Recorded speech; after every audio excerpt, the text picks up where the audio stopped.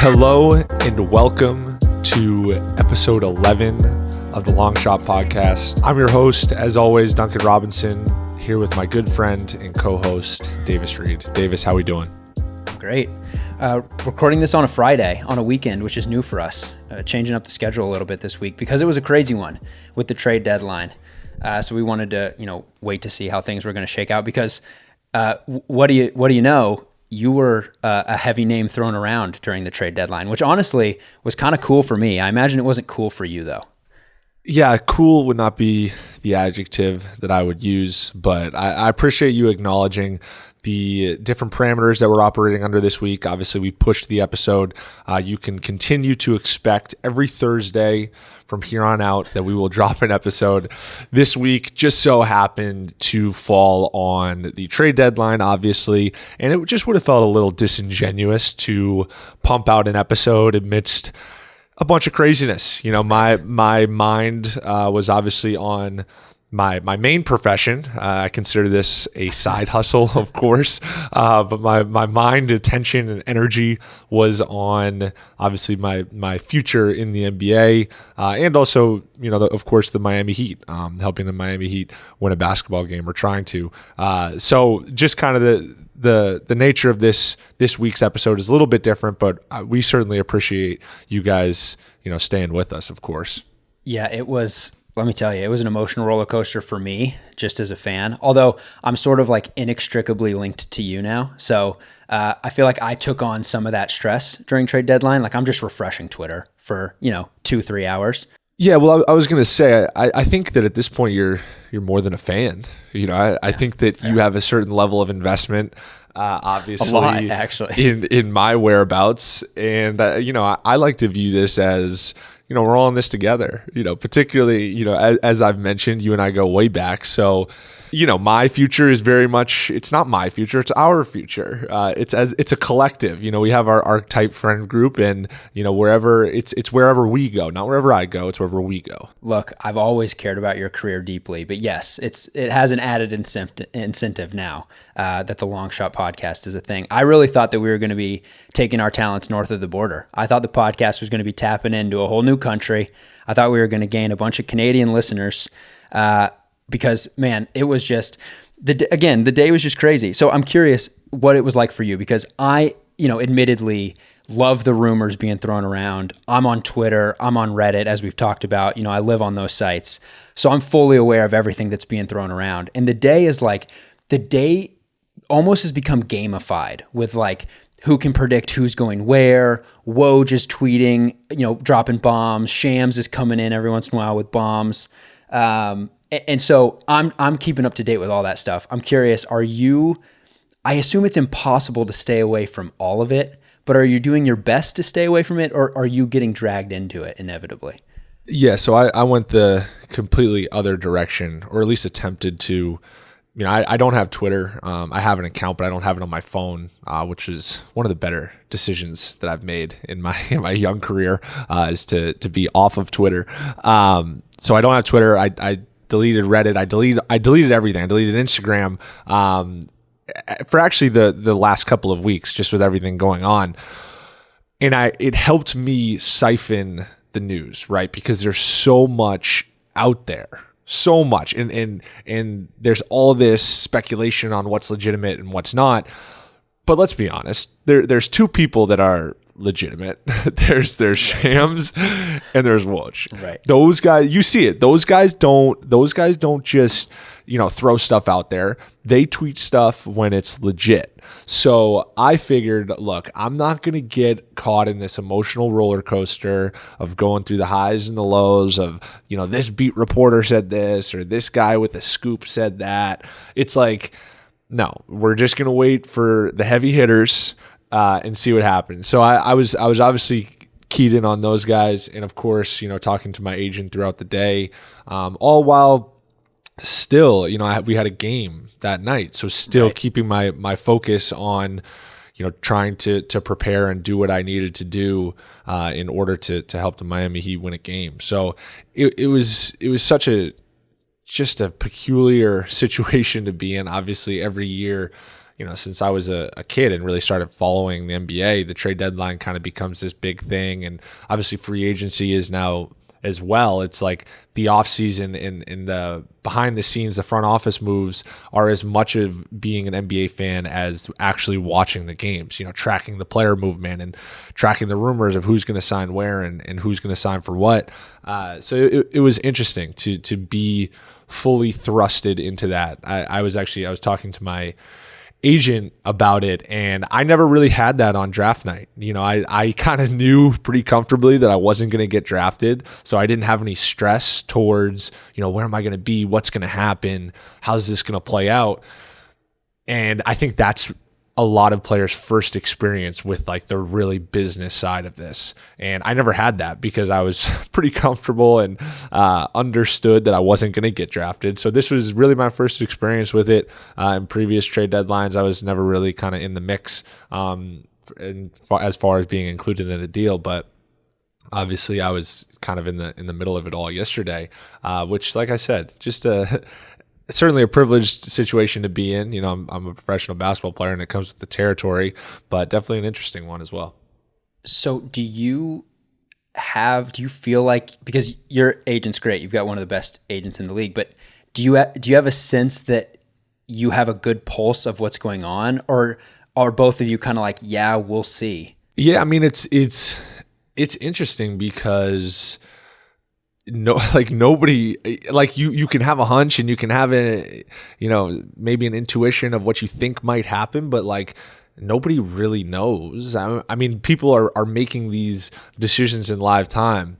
Woj always says, and I think it's absolutely true, it's a deadline league, so, there's all these rumors gaining traction throughout the week, but nothing's going to actually happen. No decisions are actually going to be made until teams feel that their backs are pressed up against the wall and pressed up against the deadline. So, with that being said, you're kind of you're definitely at the mercy of others. And you just kind of got to roll with the punches, but it's interesting. I mean, the one thing that I definitely learned, and I love Ramona Shelburne, she's the best. Her and I have a great relationship. She very sweetly took the time to write a long column and featured story on me going into the bubble, which I was very appreciative of.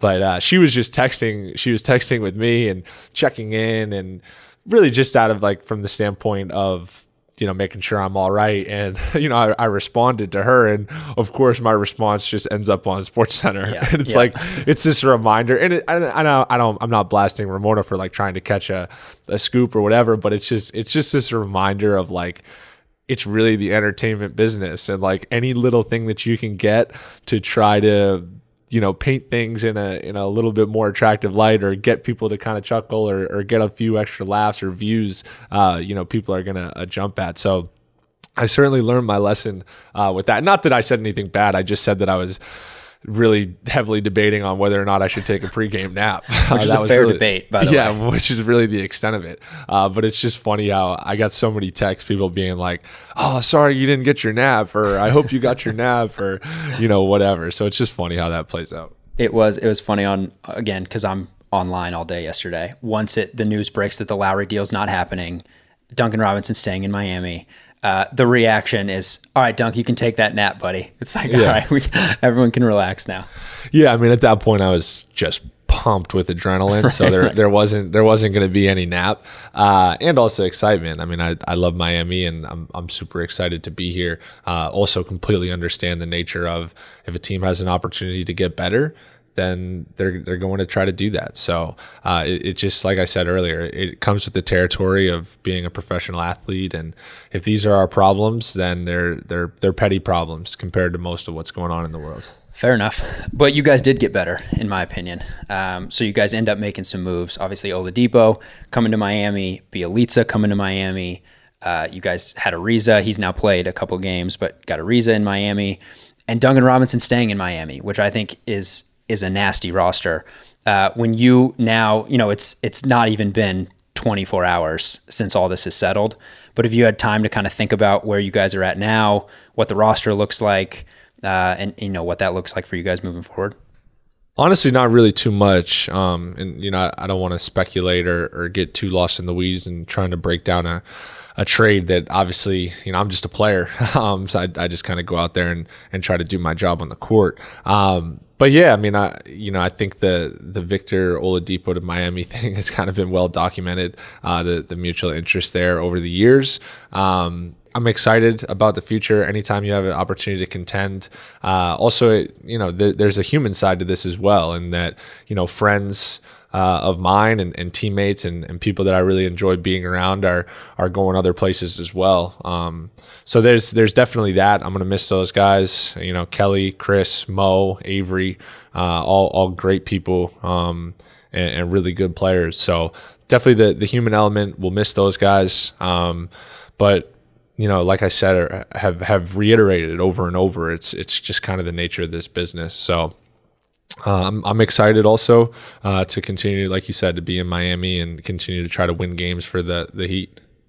What was the game like last night? Because like you said, you guys then, it is a crazy day in the NBA, but then you go play a game where immediately, the locker room looks different, right? So obviously the guys you got Miami trades for aren't available or in Miami last night, but the guys that are sent away from Miami are not in the locker room.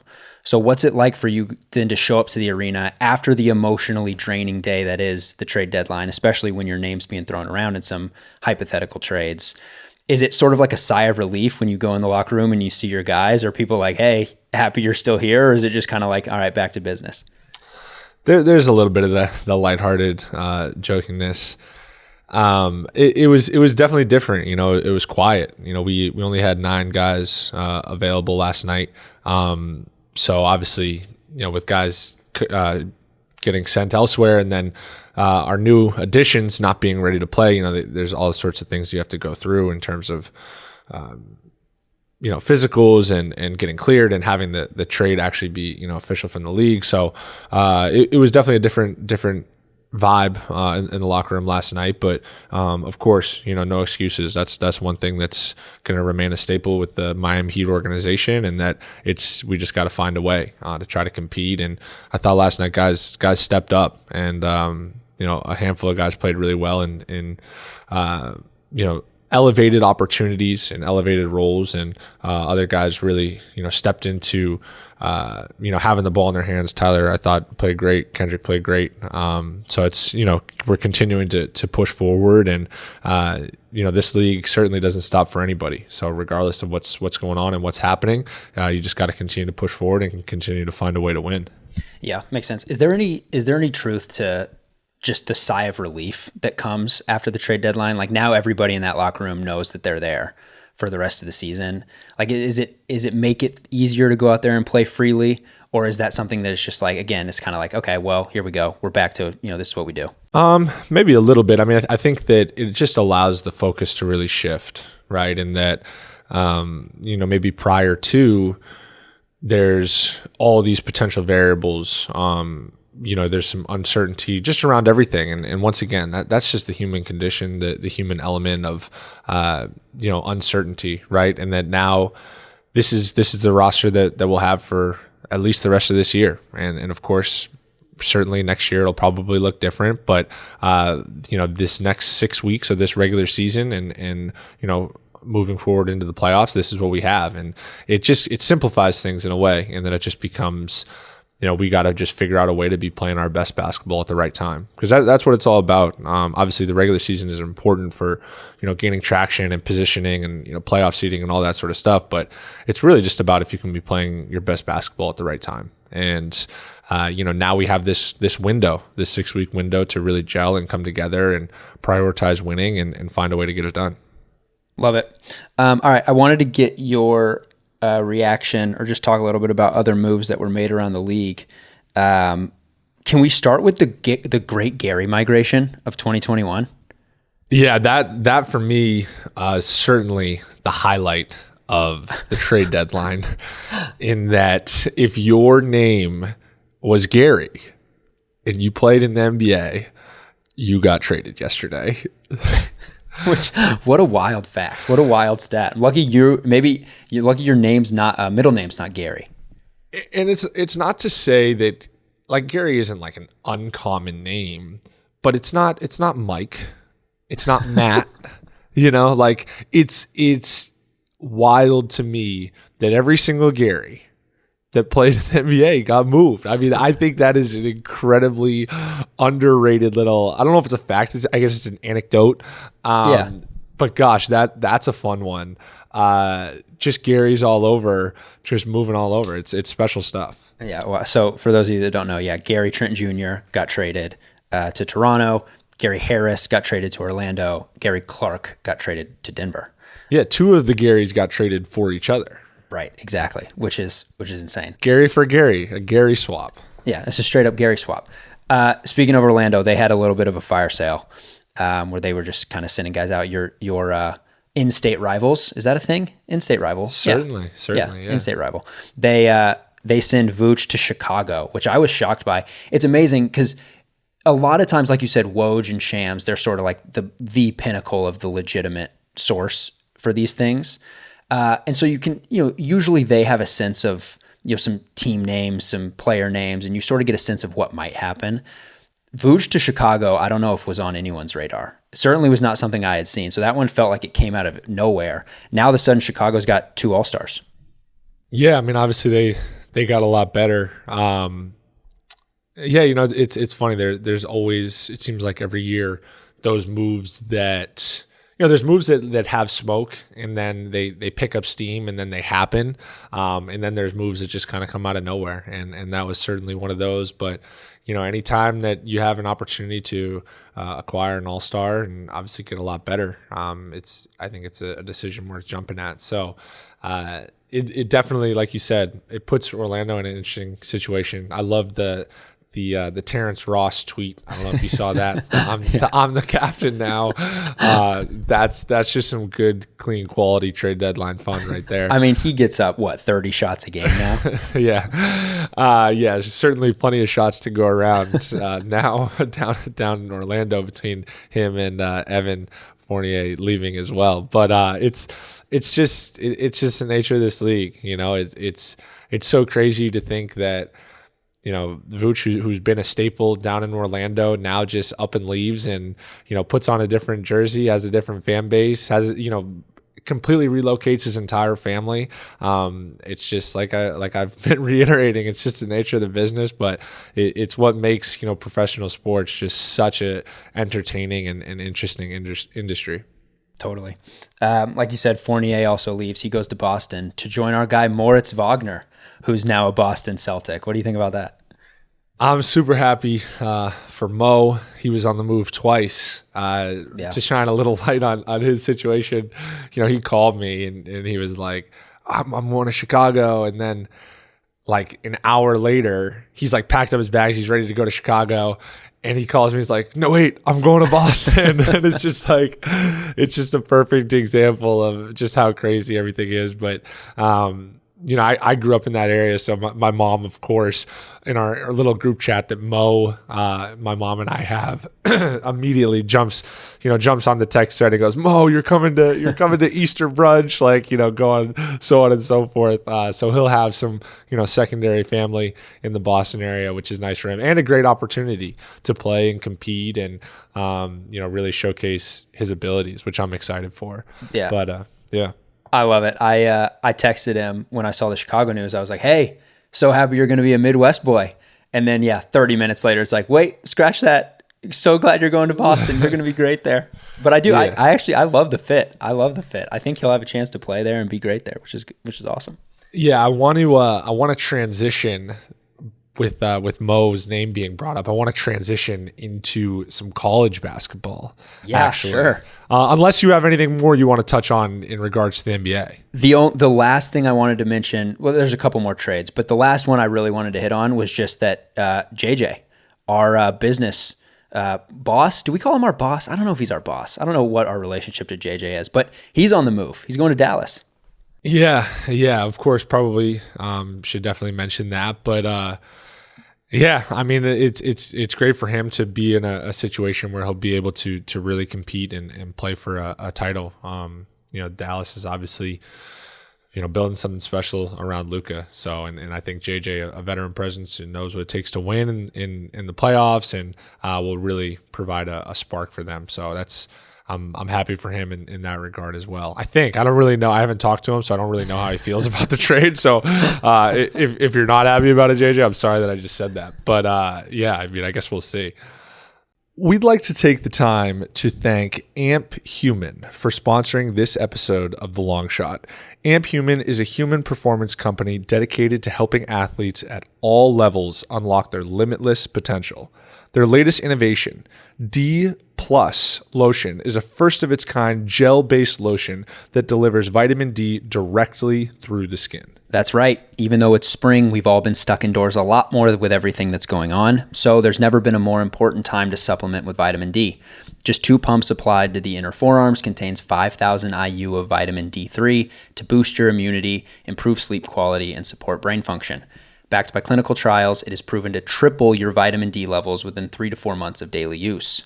Dave, I've actually been using it down in Miami. I know Miami gets plenty of sun, but I have difficulty getting in the sun. So, of course, I've turned to Amp Human. You're a smart man. Yeah.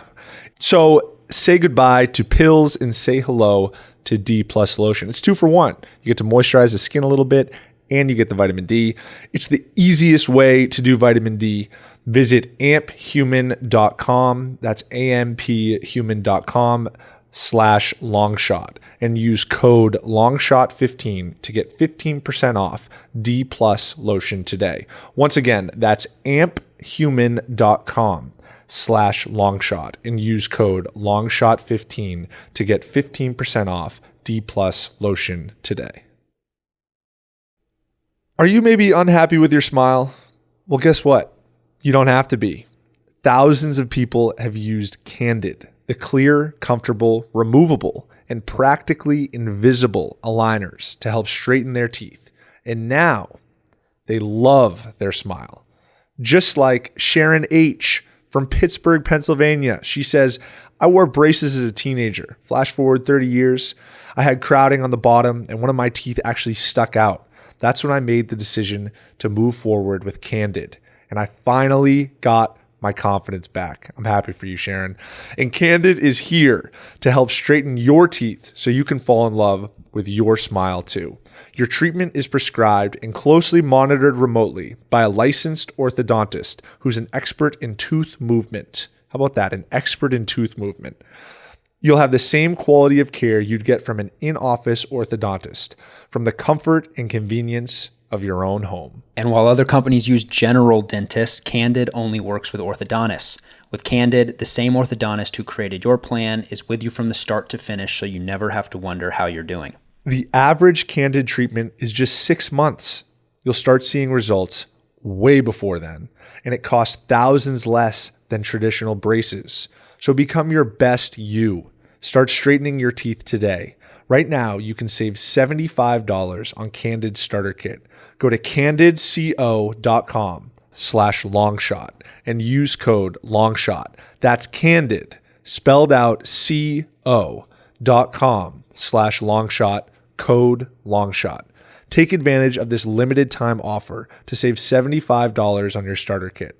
Don't forget, candidco.com/longshot, code longshot. Bright Cellars is the wine service that helps you find wines you love while making wine more accessible to everyone. Whether you're new to the wine world or you've been drinking wine for years, Bright Cellars pairs you with unique wines using their crazy accurate algorithm. Just take their 30-second quiz and let the wine magic happen. They'll pair you 6 wines that fit your taste profile to a T. I love it. I've done Bright Cellars. I loved it. They source their wines from all over the world: France, Portugal, Australia, South Africa, California, many more. Plus, they have a wine education card for each wine so that you can learn about the wines you're tasting, the notes, the serving temperatures, know what food pairs well with the wine. It's perfect for a date night or for finding the best wine to pair a Netflix binge with. And the best part is that if you don't like your bottle of wine, Bright Cellars will work with you to include a replacement bottle for your next order. Dave, what are some of your favorite tasting notes, just out of curiosity? Oh, I'm a big baking spices guy. Love when there's a little chocolate in there, but I can go fruity too. Maybe like a blackberry or a raspberry. Seems like you have a pretty versatile palate. All over. So skip the store and get your wine delivered straight to your door. For Long Shot listeners, we got a little giveaway. We are giving you 50% off your first 6 bottle orders from Bright Cellars. Head to brightcellars.com/longshot. That's Bright Cellars, BrightCellars.com/longshot to receive 50% off your first 6 bottle order. Grab your passport, a wine glass, and come explore the world of wine with Bright Cellars. I want to talk NCAA tournament. Obviously, the first 2 rounds were a ton of fun to watch. When I was playing college basketball, I was so entrenched in college basketball, and I would watch it all the time. And I would occasionally watch NBA here and there, but now that I play in the NBA, I pretty much watch exclusively NBA basketball. So I knew very little coming into this NCAA tournament about teams. I would watch Michigan whenever I had the opportunity to, and I think my lack of knowledge was well represented in my bracket that we released. Had some pretty atrocious picks, or has played out to be pretty atrocious picks. But nonetheless, I mean, the first weekend was just certainly a reminder of how special and how unique college basketball is, and particularly the NCAA tournament. There's just absolutely nothing like it. The one game, all it takes to advance. Seasons on the line for everybody. It doesn't matter if you're a 2 seed, a 1 seed, a 50. Like, it doesn't matter. Like, the ball goes up and it's 40 minutes to determine your season. And we just saw some electrifying games, electrifying moments. We saw some great teams fall. We saw some teams advance and gain some traction. And of course, as always, there's always a slew of upsets and underdogs, which become pretty easy to root for. So I don't know what you got, if you got any headlines or storylines that you're particularly interested heading into, this weekend as well. A couple things. One, your bracket is atrocious, but you're still winning the 3-4-2 bracket pool at the moment, which is more an insult to our brackets as a whole than it is a compliment to yours. I think all of us had no idea what we were doing. But with that being said, yeah, I agree with everything you're saying. It's been electric because I'm like you. I grew up a diehard KU basketball fan, diehard, like to the point where they lose a game, I'm crying myself to sleep. Like I live. Kansas basketball is a religion here. Growing up, both my parents went to Lawrence, went to the University of Kansas, so it's like I lived and breathed it. But once I hit that age and I played in college, it became weird for me to care about guys who were my age and better than me. It's just like, it was weird for me to cheer those guys on. So I made the transition to an NBA fan now. I watch strictly NBA as well. I'll tune into like big college basketball games, but didn't watch as much either. So watching the tournament it's just, not only is it nostalgic, but there is something so special about college basketball. And like you said, these guys are just playing their hearts out because everything rests on these 1 games. So it's been so much fun to watch. I do want to ask you about the Big Ten because I'm sorry to break it to you. It seems like other than your Michigan Wolverines, that's the positive here. It's all that other matters. than them, the Big Ten has struggled quite a bit in the tournament. What are you chalking that up to COVID? Are you saying, look, Michigan is the best Big Ten team and no one else really matters? What's your reaction to that? I think it's a combination of things. One of them being the Big Ten was just having their tires pumped all year. Everyone's saying, oh, this is the best conference in the country, the deepest. Every night it's a battle, even, 1 through 14, everybody's capable of beating whoever, whatever. I think that there's a psychological component to hearing that all year and then stepping into a tournament. Mind you, the teams that you're now playing against have been hearing that all year. Against the the Big Ten's this and the Big Ten's that, and that these teams are great. And I think those teams going into that game just have a little bit of a psychological advantage. They have the chip, if you will. Now, some teams, like the great Michigan Wolverines, are able to overcome that. They're able to acknowledge the situation, maintain a chip, play together, make winning plays, and advance. And what do you chalk that up to? Is that credit to, is it your lasting impression maybe? Just like the Duncan Robinson effect? Certainly not mine. I think it's more so just it's like deeply embedded, in the university, in the program. I think it spreads beyond just the men's basketball program. I think you're seeing it with a women's basketball program as well. True. Shout out to them. They're in the Sweet 16. Yes. I think it's so much more. I think obviously the credit should go to the players, but it's more than just that. Jawan's done an incredible job to where, you're just able to overcome that type of adversity. Other places, like a institution maybe 45 minutes down the road in East Lansing, are incapable of doing that. They get up 14 in an elimination game with 5 minutes to go and can't seem to close the door. Oh, dear. But once again, not to take shots at State. Yeah, no shots taken. Right. That wasn't a shot.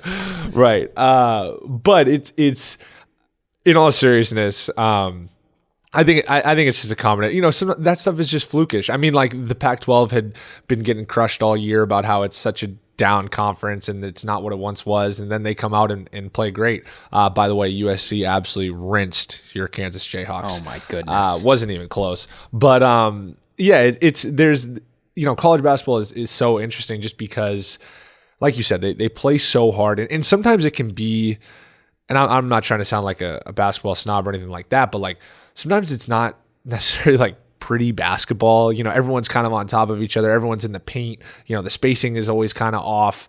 But it really is just like true competition, which if you can't appreciate that, then I don't know if I can appreciate you. Wow. Well said. No, I totally agree. I also would like to quickly say, I actually picked USC to win that game in my bracket. So that just shows you how far removed I am from being a college basketball fan. So did I. I think I have USC in my Final Four. I think. What? Yeah, I was going to say, can we do a Final Four check-in? You picked USC, which is still looking pretty good. They're going to have to beat Gonzaga, but they've looked great. You have Michigan, obviously, so that's still alive. And then Baylor, who's still very much alive. Love it. And then Oklahoma State, I believe. Yeah. I think that's your one miss. I was riding the Cade Cunningham train. I thought that the best player in the tournament would be able to kind of elevate himself. He's an incredible talent and a big time player, but obviously I can't even remember who they lost to off the top of my head. But I think they got upset by Oregon State, I believe. Yeah, Oregon State, that's right. But yeah, so 3 for 4, not bad. It's pretty good. I'll take it. Yeah, I'm 2 for 4. I had Texas, which they lost to. Ooh. Yeah, first round, 14. See, that's tough look for me. But, we'll see. I'm in second, by the way, bracket pool. You're in first, I'm in second, so I'm still coming for you. What's the prize for this? I don't know if we've said.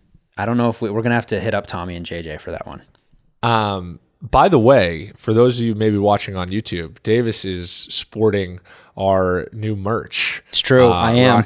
Rocking a nice Catch High, Keep High t-shirt. And whispers are that they've already sold out. Well, more are on the way, but yes, we're a hot commodity apparently. They're just flying off the shelves, huh? Flying off the shelves, but more are coming. So we've posted on social media, but if you guys want to check out the 342 website, you can check out the merch. You can sign up to get notified when more's out. More is on the way, I promise. We're doing our best to increase swag levels across the world. Wow, a grassroots effort to increase swag levels. Just trying to do our part, you know what I mean? Yeah. Real quickly, can you break down the Catch High Keep High for those that don't know where that comes from? Yeah, that's a fun one. It's something that I've always kind of done in like workouts. I'll have like a segment of my shooting workout where it's just, wherever the ball is thrown to you, even if it's thrown like over your head, just no dip. There's examples of great shooters doing it all over. Klay Thompson is probably the best example. Actually, Anthony Morrow it might actually be the best example. He has an incredible catch high, keep high ability. I think there's a whole like montage on a video highlight on YouTube of him just catching high and keeping high. Shout out Anthony Morrow. Yeah, it's something that I would do. And then we were playing the Pelicans last year, and I don't think I've actually ever told this story, but I had never met JJ Redick, and obviously I was a huge fan of his game, how he plays in many ways. You know, I would like watch his film in college, and of course, you know, as I was trying to transition into the NBA, I still do. You know, how he gets open, how he's able to, you know, be effective, draw fouls, get to his spots, get off shots, all that type of stuff. And we're playing the Pelicans last year, early in the year. And JJ's not playing. He's on the bench. I can't remember what he had, maybe like an ankle something or a hamstring, just something like minor, but he wasn't playing. It was in Miami. And he was sitting on the floor right in the corner of their bench. And I got a ball swung to me in the corner, and I had an opportunity to, it was like a Drew Holiday was like on like a tight closeout. And I had an opportunity to do a catch high, keep high. And the ball like was thrown like right to my chin area. I catch it, one motion, no dip, let it fly. And as the ball is in the air, I kind of like gave like a little like, that's catch high, keep high. Like I said it in the corner, kind of to their bench, maybe not entirely to their bench. And he acknowledged it. And it was funny because after the game, I like tried to like go up to him and talk to him, and he like had no idea who I was and was just like not interested in talking to me. But then later on down the line, when I, you know, went on his podcast and we started to develop a friendship, or mentorship, or whatever you want to call it. Friendship. He cited that moment and he was like, "What did you say?" And I was like, "Catch high, keep high, man." Like that's my go-to. And ever since then, he's loved that, and we've kind of run with it. So now it's now we got a shirt, a catch high, keep high shirt. I love it. Also, I have heard so many stories from you and from others of like, yeah, Duncan, you know, he doesn't really talk shit, but so like those stories are becoming so common that I think at this point you just have to own that you talk a little shit. I need to get someone else's opinion on this though. Yeah, I mean, it's not so much talking. I say this all the time. It's more so like me talking to myself, hyping myself up, going to that place that I need to go to in order to get a competitive advantage. You know, and sometimes that's running your mouth a little bit. You know, I love it. I love it. There's something special about the guys who can do that, get themselves going by just talking to themselves. That's an elite ability. I wouldn't put myself in the category of like the greats that do that, but everybody has it to their own extent. I don't know, the I'm cooking now from the Milwaukee series last season is an all-timer. That's one I still use in my just everyday vernacular. Yeah. Mic'd up. NBA mic'd up will get you, man. You just the microphones are so small. You don't even know that you just completely forget. Anyways, all right. So that pretty much wraps us up. We did a little trade deadline talk. Of course, needed to touch on the NCAA tournament. Big weekend coming up with that. Yeah, go Blue. But like we talked about, we just wanted to touch base. Obviously, this schedule had been thrown off a little bit just with the recent events, if you will. But you can count on it moving forward. We'll be back to our normal routine, Thursday releases. Hope to have an interview and a guest just about every week, maybe with the occasional mailbag. We got some great feedback on the mailbag, so we're looking to find ways to continue to incorporate that in more and more. And I know we teased this earlier, but also continue to be on the lookout for an NBA Top Shot giveaway. Yes. It is on the horizon. We haven't forgotten about that. So please stay with us and stay tuned in that regard. Yep, absolutely.